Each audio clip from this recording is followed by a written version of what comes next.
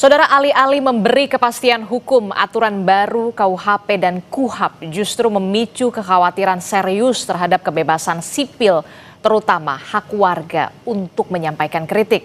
Sehingga situasi ini tentu saja memperkuat kekhawatiran jika ruang kebebasan sipil kian menyempit. Benarkah demikian? Kita akan bahas bersama dengan sejumlah narasumber lewat sambungan daring. Sudah bergabung bersama kami Guru Besar Hukum Tata Negara Universitas Gadjah Mada, Bung Zainal Arifin Mohtar, dan juga juru bicara PDI Perjuangan, Mas Guntur Romli. Selamat pagi, Assalamualaikum Bapak-Bapak.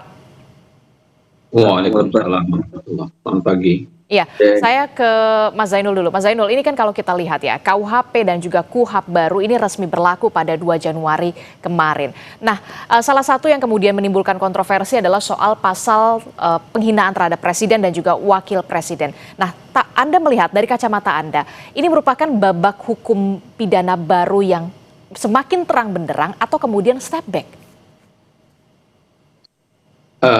Soal penghinaan presiden ini ya, betulkah bahwa sudah diperbaiki, menghilangkan kemungkinan beberapa hal? Iya, seperti yang sudah dijelaskan dan selalu disampaikan oleh pembentuk KUHP maupun oleh Menteri Hukum maupun Wakil Menteri Hukum. Tetapi kalau kita lihat kan sebenarnya ada banyak sekali pertanyaan mendasar. Sebagian perdebatan ini sudah pernah saya perdebatkan dengan Prof. Edi panjang sekali di salah satu acara Mata Najwa, seingat saya. Nah, perdebatan paling mendasarnya itu kan begini. Satu, ini warisan kolonial kan, yang namanya perlindungan kepada kepala negara itu sebenarnya kalau kita masih ingat itu dari Wetboek van Strafrecht Belanda kan. Dan itu lebih perlindungan kepada raja kolonial, bukan presiden dalam konteks kita. Itu satu. Dan biasanya kalau kita lacak sejarah, memang yang banyak dilindungi itu raja, bukan presiden dalam konteks negara republik, negara demokratis. Yang kedua, kita kan masih ingat bahwa MK sudah menghapus sebenarnya ya pasal sejenis. Dalam putusan MK itu kan sudah pernah dihapus. MK menjelaskannya cukup baik, mengatakan bahwa ini mengancam kebebasan berekspresi, tidak sejalan dengan prinsip demokrasi modern, karena negara-negara itu rata-rata menggesernya, menghilangkan tuh aturan-aturan yang bersifat lese-majesté. Lese-majesté itu ya penghinaan macam begini, yang itu coraknya tadi saya bilang lebih berwatak kolonial, lebih berwatak melindungi raja, dan kita tahu bahwa dalam konteks kita, dalam konteks republik itu tentu sangat berbeda. Nah, betul bahwa ada perbedaan antara menghina dan mengkritik. Nah, problemnya adalah penafsiran untuk mendedahkan mana kalangan, mana wilayah menghina dan mengkritik itu berada di aparat penegak hukum. Nah, masalahnya aparat penegak hukum ini dia tidak bersifat independen kalau kita mau bicara. Yang namanya jaksa dan polisi itu berada di bawah ketiak presiden. Sehingga ketika presiden merasa tersinggung meskipun itu kritik, tapi kemudian dia menjalankan apa yang dimaksud di pasal 218, dia datang memberikan laporan, coba dipikirkan saja. Mana ada jaksa dan polisi berani menolak laporan penghinaan itu? Karena dia tahu bahwa dia berada di bawah. Itu yang saya bilang tadi, ini posisinya tidak berimbang. Ya, ancaman ini posisinya tidak berimbang. Presiden, wakil presiden datang ngasih bawa ke polisi dan jaksa untuk mengatakan saya dihina oleh seseorang namanya X. Apakah polisi dan jaksa akan mengatakan tidak, Bapak tidak dihina? Apalagi kalau memang presiden yang sudah beritikat datang ke polisi dan jaksa, itu sudah berarti dia memang pengen memenjarakan seseorang. Nah, artinya sederhana bagi saya. Betulkah ada perbedaan antara menghina dan mengkritik? Betul. Betulkah pasal ini mencoba mendamaikan atau mencoba merapihkan ya pasca putusan MK? Betul. Tapi menurut saya tidak cukup karena watak kolonialnya masih kegedean, ya kan? Bertentangan dengan demokrasi modern yang makin mencoba menghilangkan ajaran-ajaran pasal-pasal soal lese-majesté ini. Yang ketiga, dia tidak sejalan dengan prinsip republikanisme. Hmm. Dalam prinsip republik itu presiden ya dia bagian yang bebas untuk dikritik, bebas untuk diberikan catatan sehebat apapun itu. Ya kan nah apalagi kalau kita bicara soal praktik di beberapa negara yang sudah mencoba menggeser. Belanda misalnya dia menggeser ke arah perdata. Kalaupun ada penghinaan ya sudah jangan dipidanakan, itu perdata saja. Bagian dari proses yang berbeda gitu, bukan model pidana. Saya mau bilang begini, watak kolonial dari KUHP ini masih ketinggian. Ya, perlindungan, apalagi yang saya bilang tadi, tidak berimbangnya antara seorang presiden. Betulkah prosesnya diperbaiki? Iya. Dulu tidak perlu melapor, sekarang sudah harus melapor. Iya. Tapi bukankah ketika presiden dan wapres melapor, itu sebenarnya ada itikat dia untuk memenjarakan orang? Pembantu mana yang berani ketika presidennya sudah memenjarakan, pembantu mana yang berani untuk mengatakan tidak, Bapak tidak benar membawa ini ke sini, orang yang tidak bisa dipenjara karena itu. Saya yakin habis itu juga tampol. Pembantu presiden akan tidak tampol. Nah, maksud saya adalah ada yang tidak berimbang kalau kita mau paksakan dengan Ada yang model tidak pasal berimbang itu. kalau kita paksakan ini ya, begitu ya? Belum lagi terakhir begini. Kalau saya mau kita mau bilang secara secara detail ya.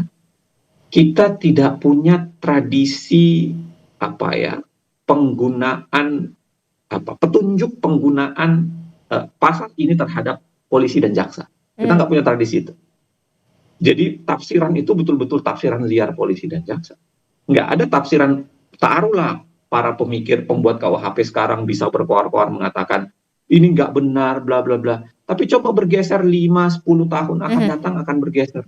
Kemungkinan bagaimana jaksa dan polisi serta hakim menafsirkan itu. Kita kasih contoh, ada banyak sekali pasal dalam undang-undang yang tidak dimaksudkan untuk itu, tapi berakhirnya menjadi keranjang sampah, menjadi rusak. Saya kasih contoh misalnya kriminalisasi terhadap petani yang masuk ke hutan ngambil kayu bakar. Pasal itu dulu ditujukan kepada korporasi besar kan. Maksud pembentuk undang-undangnya itu, ini korporasi besar masuk ke hutan, motong hutan, ini pembalakan nih sebenarnya. Tapi coba bayangkan siapa yang korban? Yang korban itu petani. Yang masuk ke hutan, ambil kayu untuk kayu bakar, kemudian ditangkap dan kena itu. Atau misalnya undang-undang ITE yang dulu maksudnya tidak dimaksudkan untuk itu. Undang-undang ITE dimaksudkan untuk transaksi elektronik, tapi kemudian berubah menjadi alat pemusnah massal kan. Siapapun yang menghina secara elektronik kemudian dibalikkan ke sana. Ini yang saya maksudkan, bahwa apapun secanggih apapun para pembentuk KUHP sekarang berkoar-koar ngomong bahwa ini pasal maksudnya begini, tetapi itu tetap menjadi salah satu penafsiran dalam metode tafsir yang pastinya tidak 100% mengikat kepada para aparat penegak hukum. Aparat penegak hukum. Dia sangat bisa mengatakan kami menggunakan penafsiran letterlah, kami menggunakan penafsiran ini, kami menggunakan penafsiran futuristik, kami menggunakan beragam penafsiran yang ada. Yang itu gunanya apa?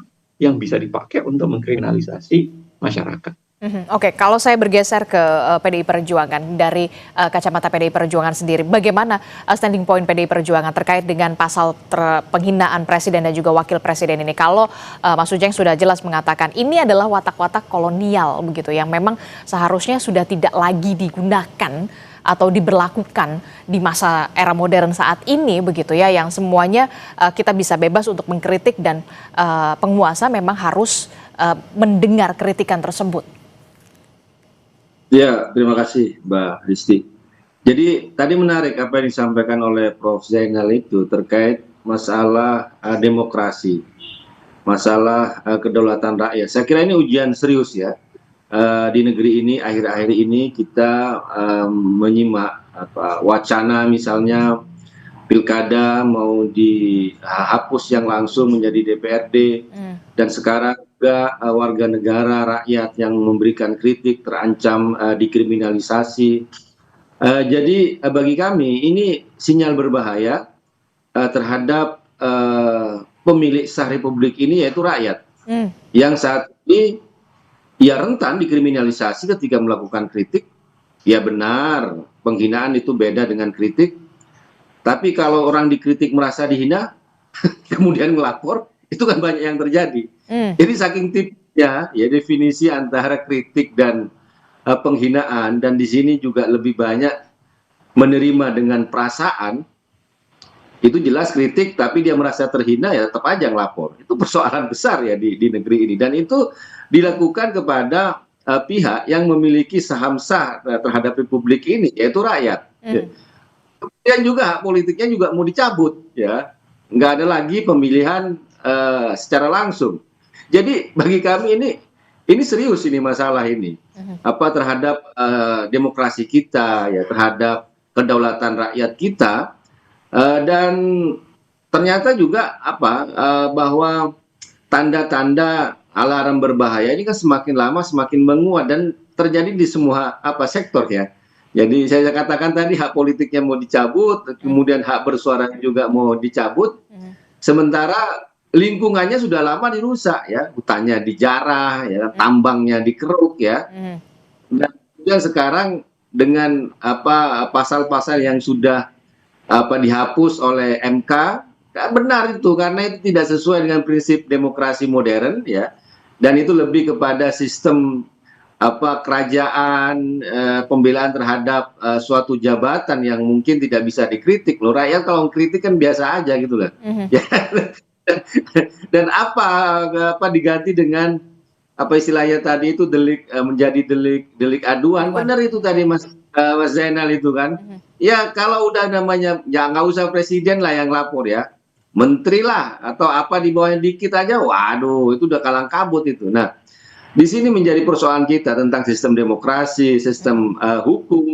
Kemudian juga seperti yang disampaikan Mas Zainal tadi juga, isu di penegakan hukum juga kami melihat itu kan nggak terjadi. Misalnya bicara tentang reformasi polisi itu gimana itu kan perkembangannya, reformasi kejaksaan itu gimana perkembangannya. Jadi bagi kami ini hal yang sangat serius, ancaman terhadap demokrasi, terhadap kedaulatan rakyat di negeri ini dengan munculnya ya ini kejadian-kejadian yang akhir-akhir ini semakin lama semakin menguat. Nah, begitu Mbak Disti. Oke, Anda melihat dan juga mengatakan ini merupakan alarm berbahaya, ini merupakan hal yang serius yang mengancam demokrasi kita, begitu ya, kalau tadi Anda sebutkan seperti itu, Bung Guntur Romli. Nah, kalau dari Anda, Bung Zainul, apa yang akan terjadi ke depannya setelah kita tahu pasal ini resmi disahkan begitu?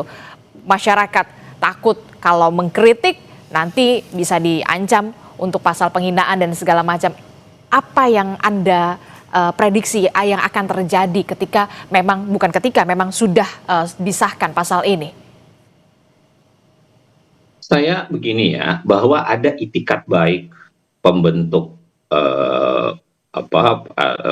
perumus, tim ahli perumus untuk menuliskan anotasi ya. Saya baca juga ada Mas Edi dan Prof Edi dan Prof Topo kan menulis anotasi KUHP. Jadi dia membuat catatan sebenarnya maksud KUHP itu apa, dan mereka berdua memang adalah pembentuk itu. Tapi yang saya bilang tadi selamanya itu akan dianggap sebagai catatan ahli, menjadi salah satu di antara sekian banyak metode tafsir yang bisa dipakai untuk membaca sebuah pasal di dalam sebuah undang-undang. Nah, artinya begini, kalaupun kita mau menyelamatkan, paling bagus adalah segera mengubah pasal itu dan menaikkan anotasi-anotasi itu, menjadikannya dia jadi ada semacam revisi terhadap KUHP untuk lebih menjelaskan. Walaupun kalau ditanyakan ke saya mengatakan problem mendasarnya adalah keberadaan pasal itu. Keberadaan pasal itu udah nggak benar. Karena tadi saya bilang, ini pasal model lese-majeste ini adalah pasal yang sudah ditinggalkan. Negara-negara modern itu udah mulai, misalnya kalau kita lacak di negara-negara yang menggunakan sistem kerajaan kayak Spanyol, kayak Prancis, pasal-pasal begini itu pasal yang sudah tidak dipakai ratusan tahun. Apakah masih ada? Ada. Karena mereka masih punya raja kan. Tapi udah nggak dipakai. Nah, di Belanda sendiri sudah bergeser ke perdata, ya silahkan diselesaikan secara perdata saja, tidak perlu secara pidana. Nah, maksud saya adalah pikiran-pikiran beginilah sebenarnya yang harusnya diagregasi di dalam undang-undang KUHP. Dan karena MK juga sudah membatalkan itu, dan MK membatalkan itu kan tidak hanya sekedar soal prosedur. Memang MK mengatakan bahwa pasal hazai arte kelam dulu yang ada dalam undang-undang KUHP dulu itu 1110 berapa 1110 ya, itu lebih bersifat ketidakimbangan karena seorang presiden tidak disamakan dengan rakyat biasa.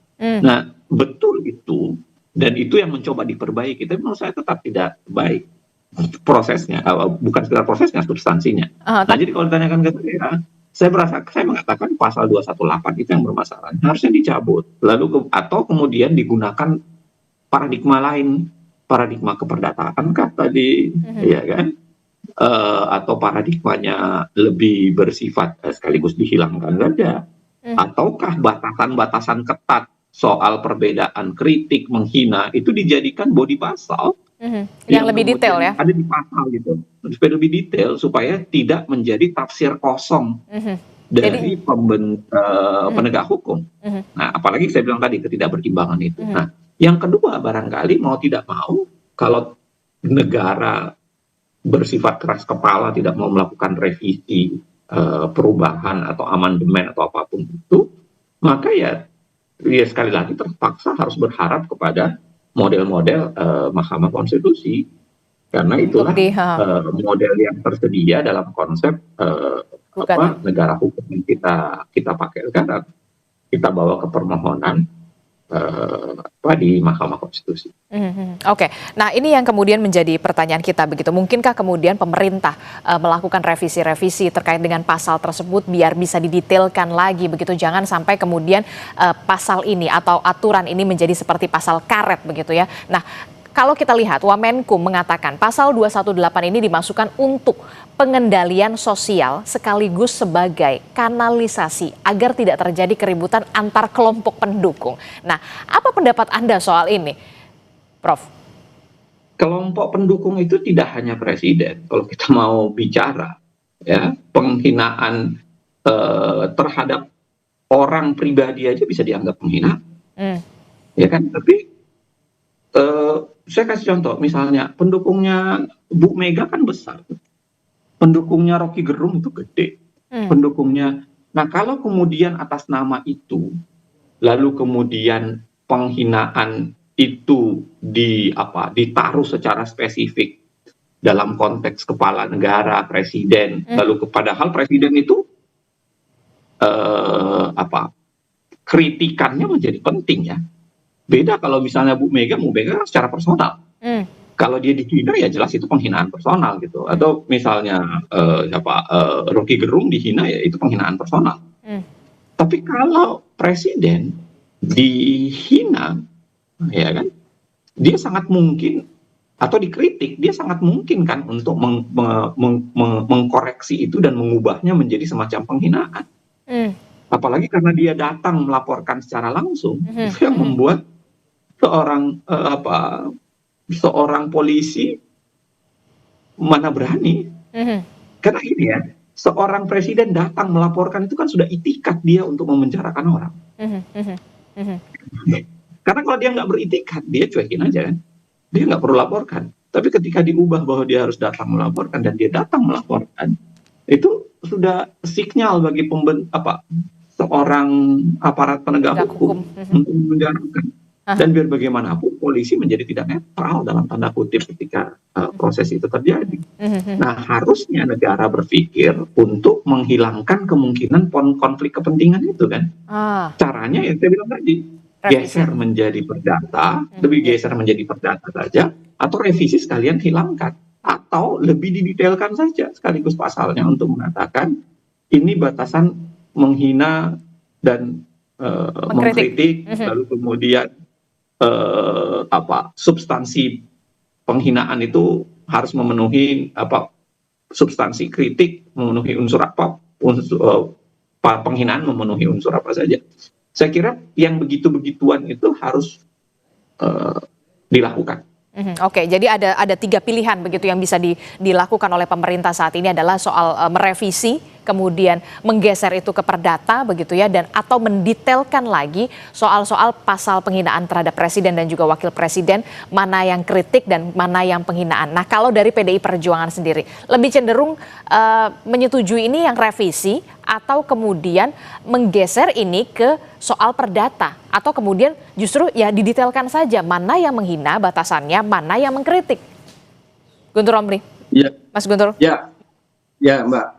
Jadi terkait dengan pasal ini ya yang penghinaan terhadap presiden, kan itu kan sudah disahkan.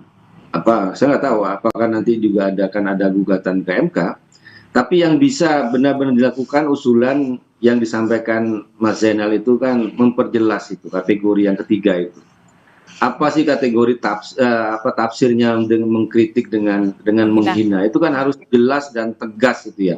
Jangan sampai disalahgunakan. Dalam beberapa kasus ini kan persoalan menjadi ranahnya penyidik, menjadi ranahnya penegak hukum, sehingga ini yang serampangan ya. Kasus misalnya sekarang itu yang di Situbondo itu yang ada kakek Masir yang diputuskan bebas ya, tapi kan dia sudah kena polisi sama kejaksaan, dia dituduh mencuri 3 burung gitu kan yang di hutan di Situbondo. Jadi ini saya katakan bahwa ini masalah besar ketika tafsir subjektif dari penyidik, tidak ada kategori, tidak ada definisi, tidak ada kriteria yang jelas, akan sangat sulit membedakan antara kritik dengan penghinaan. Makanya kadang-kadang kan di sini kan saya sebutkan tadi selalu respon dengan perasaan, itu jelas kritik pakai data, tapi kalau dia sudah marah merasa terhina dia bisa ngelapor. Nah, penyidik didatangi oleh orang katakanlah yang lebih berkuasa dari dirinya kan ada tekanan juga di situ. Nah, kemudian juga dalam perdebatan tentang KUHP revisi, sebenarnya waktu itu juga usulan menjadi perdata itu sangat kuat ya, bahwa jangan semuanya hal-hal pidana ini kan masuk masuk ke pidana ya kan, persoalan-persoalan ini kan bisa menjadi istilahnya masalah perdata tentang pencemaran nama baik ya kan. Tapi ya lagi-lagi yang memang bersikeras waktu itu ya masih Wamenkumham sekarang juga Prof Edi Hiarit ya, ketika ada perdebatan itu kenapa harus pidana bukan perdata. Ini persoalan kita ini kan, pemerintah ini nggak tahu ya kenapa kok nggak mudah sekali lebih terbuka menyimak, lebih merasa udah paling jago, paling pinter, paling dengan motif-motif yang kita nggak tahu ya. Nah, sekarang ketika sikap egois, sikap jumawa, sikap sombong ini terus-menerus dilakukan, ya sekarang ini yang terjadi. Sudah makin lama makin berani ngelawan rakyat, mau mencabut hak politik rakyat. Menurut saya karena kejadian-kejadian suara-suara yang selama ini disampaikan kepada masyarakat kan nggak didengar.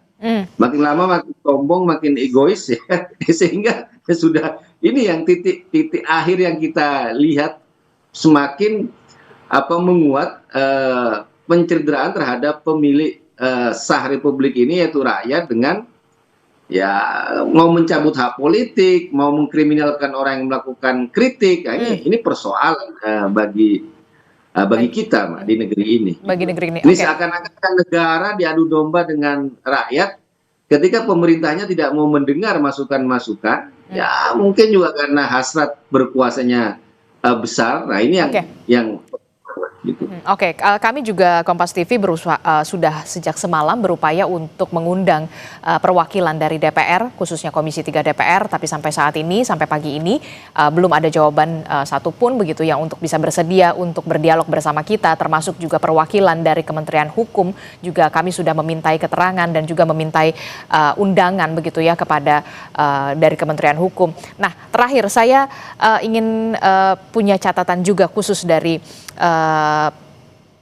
Mas Zainul Rohman, apa yang kemudian paling bisa dimungkinkan dilakukan oleh pemerintah, merevisi ini atau kemudian membawa ini ke perdata, atau kemudian mendetailkan lagi soal mana batasan menghina dan juga mengkritik begitu. Jangan sampai ke depannya ini menjadi pasal karet. Zainur Rohman siapa, Mak? Oh, sorry. Prof. Uceng, silahkan. Maaf. Oke. Kalau ditanyakan ke saya, kan saya bilang itu kemungkinannya. Silahkan dipilih. Silahkan coba dilakukan.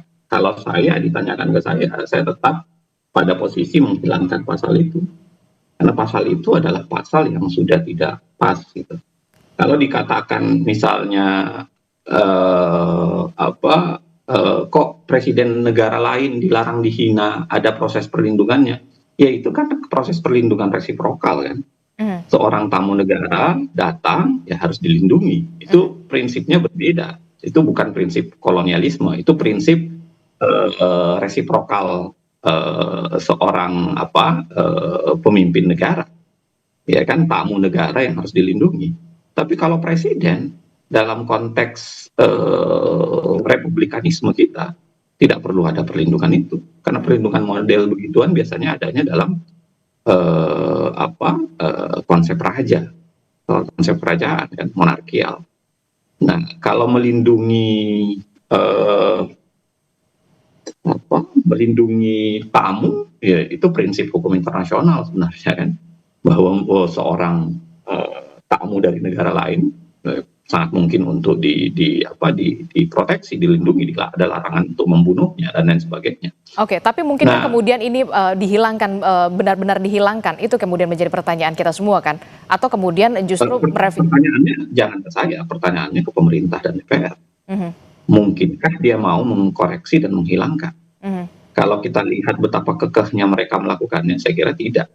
Tapi kalau bahwa harusnya itu kita dorong ke pemerintah dan DPR sekarang, ya mereka lah yang membentuk undang-undang kan. Pertanyaannya harusnya bukan saya.